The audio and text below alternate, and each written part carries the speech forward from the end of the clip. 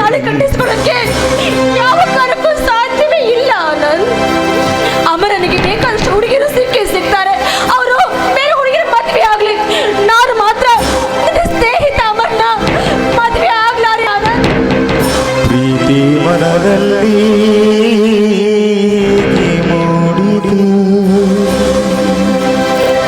ಕ್ಷಮಿಸುವಂತ ಕೇಳಲಿಕ್ಕೂ ಕೂಡ ಈ ಆನಂದ್ ಯೋಗ್ಯವಾದ ಮನುಷ್ಯನಲ್ಲ. ನಮ್ಮಿಬ್ಬರ ಪ್ರೀತಿಯ ಸ್ವಾರ್ಥದಿಂದ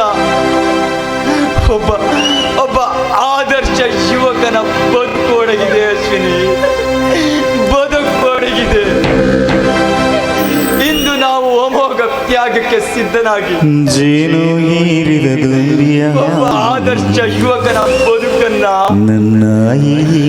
ನಡೆಸಬೇಕೆಂದರೆ ನೀನು ಈ ನನ್ನ ಆನಂದನ ಮರೆಯಲೇಬೇಕು.